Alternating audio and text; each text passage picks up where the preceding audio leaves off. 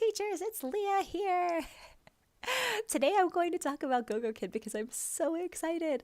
I just finished my third as scheduled Gogokid class. I'm so happy. It did take me 2 weeks and 1 day to achieve that goal. I am not here to brag. I know I'm just really excited, so I'm sorry if this comes off as braggy. It's not. I want to emphasize to new Gogokid teachers or people thinking about applying to Gogokid that bookings are extremely slow. So, what can you do to make yourself stand out in a pool of a couple hundred teachers when we only have a couple hundred students? I have posted my Gogokid video so that you can see what I use to try and attract parents. My video is super simple.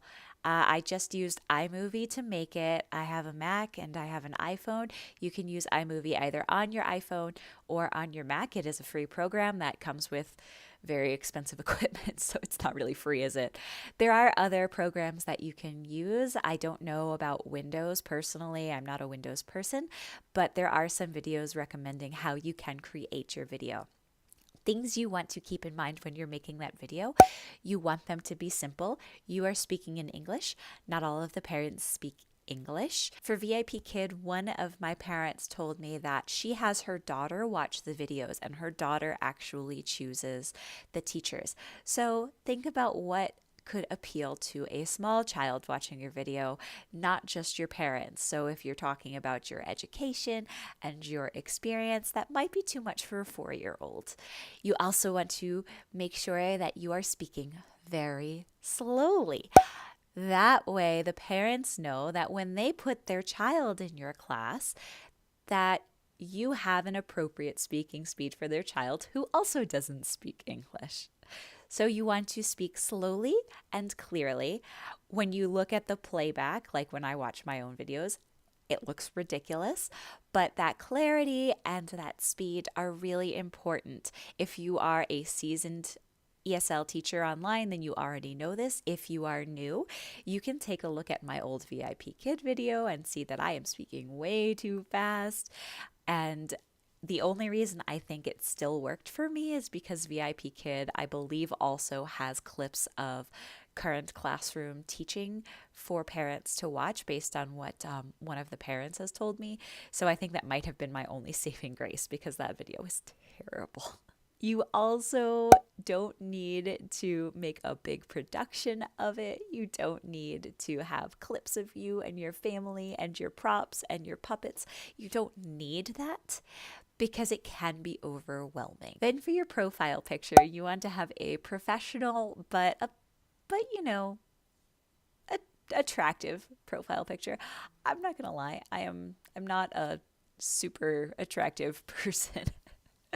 So I'm going to admit that I totally used an app on my phone to help this a little bit. It didn't make a huge improvement, but very subtle improvements. Of course, the parents can just watch the video and see that this is what I look like, but I think that when I'm moving around, it's not as bad as when I take pictures. I am terrible at taking pictures. So my bio is where I sell myself to my parents. You want to sell your education first because that is one of the most important things for the families.